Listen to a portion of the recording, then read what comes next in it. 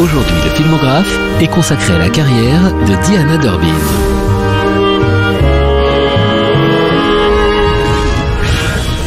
Bonjour Antoine Cyr, bonjour à tous. Aujourd'hui, nous allons évoquer la filmographie d'une actrice américaine, un peu oubliée, on peut le dire, Diana Durbin. Un peu oubliée en France, c'est vrai, mais pas en Amérique, en Grande-Bretagne ou même en Russie, où tous les gens âgés, disons, de plus de 45 ans, la connaissent encore car elle était une énorme star dont les films passaient en boucle à la télévision. Si aucun de ces films ne peut être qualifié de chef-d'œuvre, cette soprano boulotte mais attendrissante fit l'objet d'une véritable adoration qui la mettait très mal à l'aise. Elle était insatisfaite de ses rôles d'adulte au cinéma et comme elle n'appartenait pas à la famille de la scène de Broadway, elle a tourné le dos à toute cette gloire à l'âge de 27 ans. Il lui restait à l'époque 64 ans à vivre et elle les a passés finalement pas dans l'isolement comme Garbo, mais comme une mère de famille anonyme dans l'un des rares pays où elle n'était pas si connue que ça, la France. Et pourtant, au milieu des années 40, elle a vraiment été une vedette importante à Hollywood. Ah bah oui, imaginez, en 1946, Diana Durbin gagna $323 000, ce qui faisait d'elle la deuxième femme la plus payée d'Amérique, battue d'une courte tête par Bette Davis. Mais elle était née au Canada, de parents originaires du Lancashire, et elle était aussi en Grande-Bretagne, la seule vedette américaine dont la célébrité dépassait à l'époque celle des vedettes locales. Elle a été recrutée par la MGM pour le biopic d'une chanteuse d'opéra qui ne fut jamais tournée et elle joua en 1936 dans Every Sunday, un film de 11 minutes où elle fait étalage de sa tessiture, tandis que Judy Garland y montre ses dispositions pour le swing. Donc voilà, nous avons ce petit film de 11 minutes en 1936 avec ces deux toutes jeunes filles, Judy Garland et Diana Durbin. Et alors là, une légende tenace veut qu'en voyant ce petit film qui montrait ces deux jeunes talents, Louis B. Mayer donc ait dit « virez la grosse ». Mais alors, ses assistants avaient compris par erreur qu'il parlait de Diana Durbin, alors que selon une légende, donc, il aurait en fait visé Judy Garland. Ce qui est certain, c'est que Joe Pasternak, qui était responsable des films musicaux de la Universal, lui, il attendait à la porte de la MGM et immédiatement donc que la pauvre Diana Durbin a été expulsée par malentendu ou pas d'ailleurs, il en a profité pour lui faire signer un contrat ébloui par ses qualités de soprano, digne vraiment d'une chanteuse d'opéra. Et dans ce petit film de 11 minutes, Every Sunday, le personnage de Judy Garland se prénommait Jody et celui de Diana Durbin, Edna, qui était en fait son vrai prénom.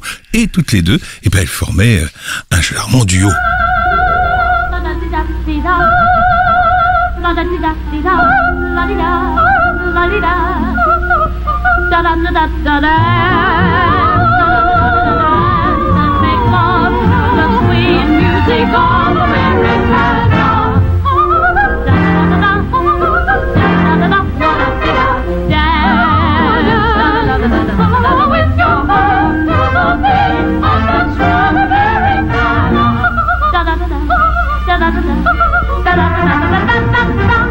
You'll find there is a chance for man.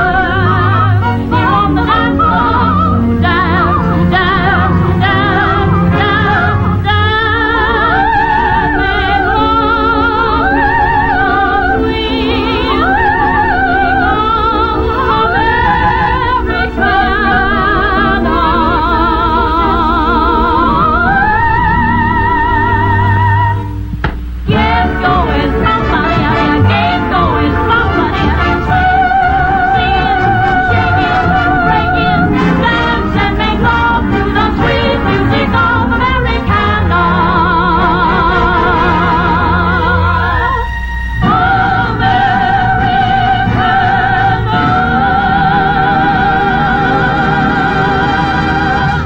À ma gauche, Judy Garland, 14 ans. À ma droite, Diana Durbin, 15 ans. Le duo final de Every Sunday.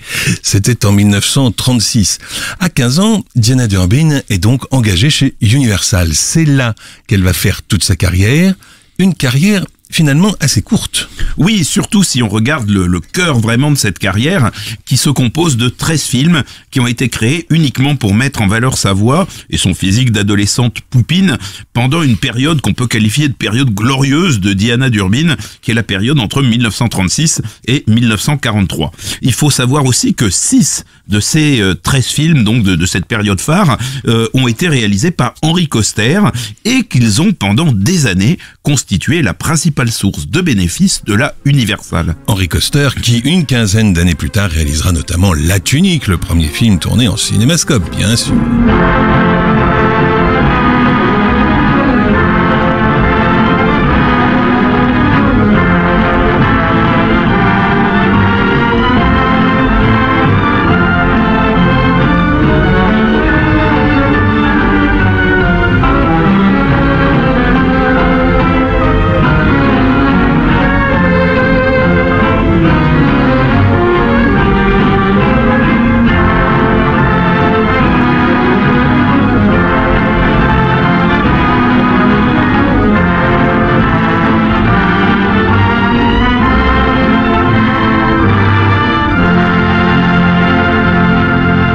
Le premier des films donc avec Diana Durbin, c'est 3 jeunes filles à la page. C'est l'histoire, on ne peut plus familiale, de 3 adolescentes qui essayent de réconcilier leurs parents. Sur une musique qui gratte un petit peu, de Heinz Rommelt.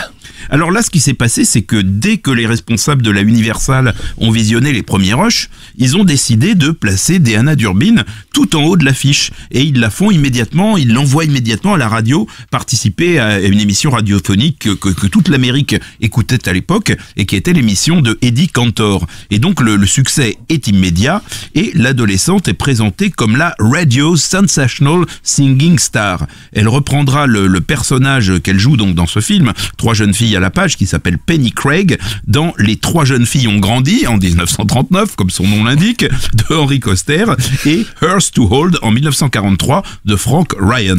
Et ce Eddie Cantor dont vous parliez à l'instant déclara justement: Diana possède plus de charme, plus de grâce et plus de personnalité qu'une bonne demi-douzaine des plus grandes stars féminines d'Hollywood d'aujourd'hui. Sacré Eddie. Et dans 3 jeunes filles à la page, qui fut nommée à l'Oscar du meilleur film, on retrouvait également Remy Land, ne l'oublions pas. Dans ces films, Diana Durbin incarne souvent une jeune fille ordinaire qui évite des drames à ceux qu'elle aime grâce à ses talents de chanteuse opérant un peu comme une baguette magique. Dans Diana et ses Boys de Henry Koster en 1937, elle convainc le grand chef d'orchestre Léopold Stokowski d'annuler une tournée en Europe pour diriger un orchestre composé de musiciens mis au chômage par la Grande Dépression. Léopold Stokowski, futur chef d'orchestre de Fantasia, entre autres, qui joue donc ici son propre rôle face à Diana Durbin, qui, elle, chante notamment It's Raining Sunbeams.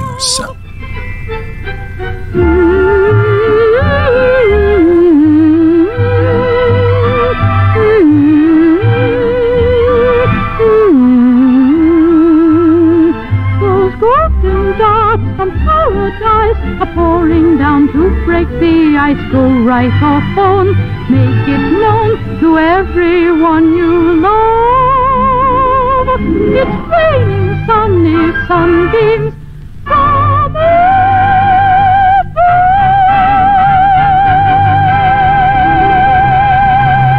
It's Raining Sunbeams, il pleut des rayons de soleil. Diana Durbin dans Diana et ses Boys, c'était en 1937.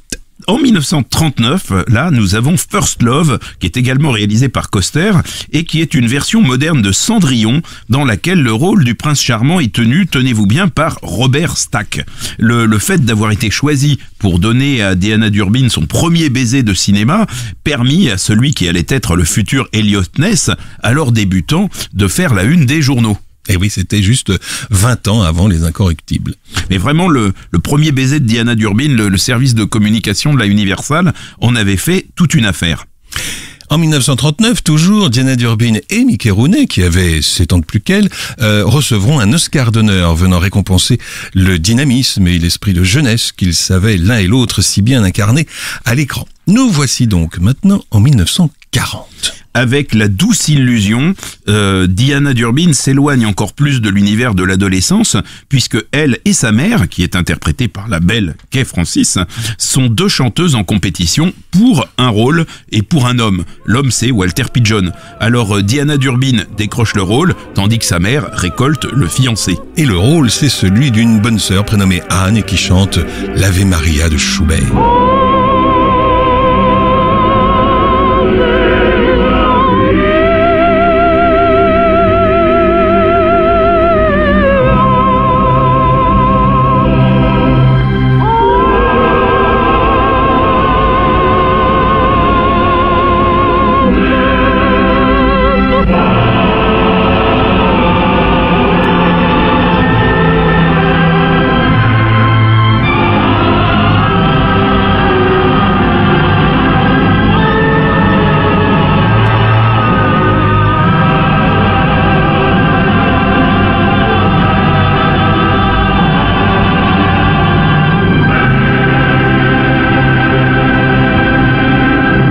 Les dernières minutes de La douce illusion, tournée en 1940 et sortie en France en mars 45.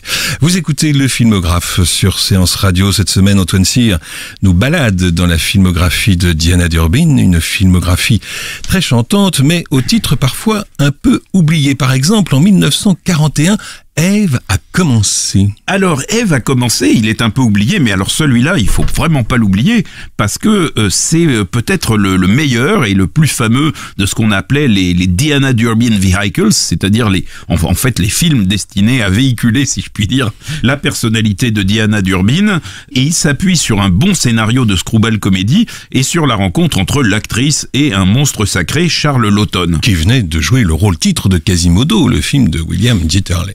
Alors là, il joue un rôle très différent. Il incarne un milliardaire agonisant qui tient absolument à rencontrer la fiancée de son fils, qui est interprétée par Robert Cummings, avant de mourir. Voilà, il veut que son fils lui amène sa fiancée. Mais le fils n'a pas la fiancée sous la main, et comme il pense que son père, donc Charles Laughton, va mourir tout de suite, il demande à l'employé du vestiaire d'un hôtel de se faire passer pour elle. Elle se présente au chevet du vieil agonisant, et déjà, le premier regard de ce vieil homme au seuil de la mort avec cette jeune fille qui est évidemment Diana Durbin est imprégné de tendresse.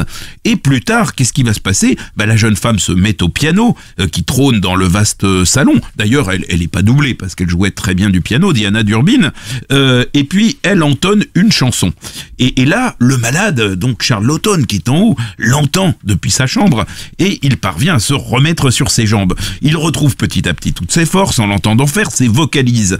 Et bon, la brillante chanteuse, évidemment, n'est pas bien accueillie par le reste de la famille, à part bien sûr le jeune homme, mais de quiproquo en esclandre, elle va prendre la place de la véritable fiancée, tandis que le vieillard, Charles Laughton, alors lui, on le voit faire absolument les 400 coups, il a plus du tout décidé de mourir, enfin, il est plus du tout dans cette idée-là. Et donc, Diana Durbin, c'était peut-être pas une grande actrice, mais l'alchimie avec cet intenable roublard quand même de Charles Laughton fonctionne parfaitement et l'aide à donner le meilleur d'elle-même dans le rire comme dans les larmes. Et sa prestation musicale est parfaite dans des chansons tirées quand même de Tchaïkovski et de Dvorak, ainsi que dans une chanson en espagnol au rythme endiablé. Elle s'accompagne donc elle-même au piano, la critique est bienveillante et le public est tout à fait enchanté par ce spectacle on ne peut plus familial. Dont voici un petit extrait. You have promised, and in a few years, or very few years possibly, I want you to come to me again. And now I'll get to the camera. And I shall hear you tread above me. Diana Durbin face à Charles Laughton dans Ève a commencé de Henry Koster. Et nous voilà arrivés en 1943. En 1943, c'est une Diana Durbin désormais âgée de 22 ans qui tourne sous la direction de Frank Borzeghi à la caméra très malicieuse dans La sœur de son valet. Elle incarne une jeune chanteuse qui s'ingénie à attirer l'attention d'un compositeur célèbre incarné par Franchotonne, malgré les barrières mises pour éviter qu'il soit dérangé par des inconnus. Le demi-frère de la jeune fille, Pat O'Brien, Swan est le majordome du compositeur. Elle est recrutée comme domestique dans la même maison. Son charme attire vite l'attention du patron, mais le demi-frère fait tout pour les séparer. Il faut attendre les dernières minutes du film pour que le compositeur comprenne enfin quelle est la voix qu'il cherche pour son prochain show. Diana Durbin chante pourtant beaucoup dans le film, y compris en russe. Le film est tourné alors que les USA et l'URSS sont désormais alliés contre Hitler, et grâce à cette séquence et à son message social, montrant des domestiques en position très inférieure par rapport à leur maître, La sœur de son valet fera partie pendant 40 ans des rares films américains régulièrement diffusés en Union soviétique, où Diana Durbin faisait l'objet d'un véritable culte. Гитари застенай, жалобно занили, детство помнят, не напев мил, это тили. Раз, еще много раз, раз, еще много раз. Diana Durbin chantant en russe dans La sœur de son valet, la comédie romantique de Frank Borzégui, comme il faut dire maintenant. C'était en 1943. En 1944, que se passe-t-il, cher Antoine ? Eh bien, elle est fiancée au producteur Felix Jackson après un premier mariage qu'elle n'a pas hésité à rompre malgré les mises en garde du studio sur les risques encourus par sa réputation. Félix Jackson qui avait été le producteur de La sœur de son valet, ceci expliquant peut-être cela. Alors justement, désirant se créer une véritable image d'actrice, elle demande à Jackson d'acquérir les droits d'un roman noir de William Somerset Maugham. On dit Borzégui, donc on dit Maugham aussi. Voilà. Donc ce sera Vacances de Noël, où elle incarne une hôtesse et une chanteuse de boîte de nuit dont le mariage s'est avéré une catastrophe. Un soir de Noël, un jeune soldat entre dans sa vie, et là, ils vont ensemble à la messe de minuit, il se passe quelque chose entre eux, elle lui raconte sa vie, mais son époux, qui est incarné par Gene Kelly dans son premier rôle non musical, est un meurtrier en cavale. Il ressurgit et il décide de la tuer, car il ne supporte pas ce qu'elle est devenue. Le réalisateur Robert Siodmak échoue, on peut dire à l'époque, à convaincre Diana Durbin d'encanailler son jeu, mais quand même, elle pleure beaucoup, et Vacances de Noël est nimbée d'une tristesse assez prenante. La comédienne dira que c'était son seul film de qualité, en dépit de son échec commercial. Oui, la même année, Siodmak réalisait Phantom Lady, les mains qui tuent en français, et s'apprêtait à tourner Les Tueurs avec Burt Lancaster et Ava Gardner, deux films restés un tantinet plus célèbres. Et c'est sur une composition du grand Irving Berlin qu'on retrouve Diana Durbin plus sensuelle que jamais. I'll be loving you always with a love that's true always when the things you've planned need a helping hand.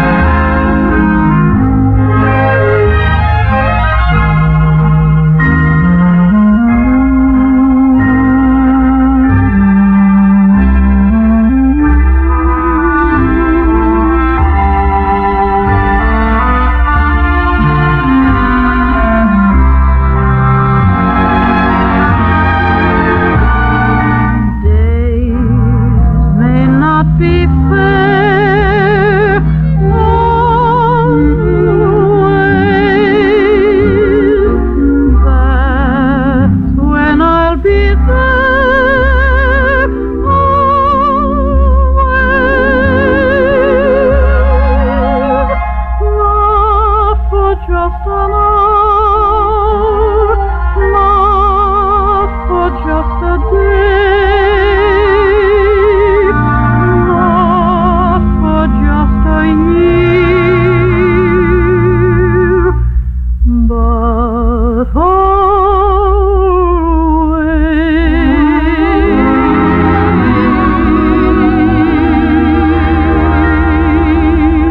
Vacances de Noël de Robert Siodmak. Diana Durbin chantait Always, qu'Irving Berlin avait composé une bonne vingtaine d'années plus tôt.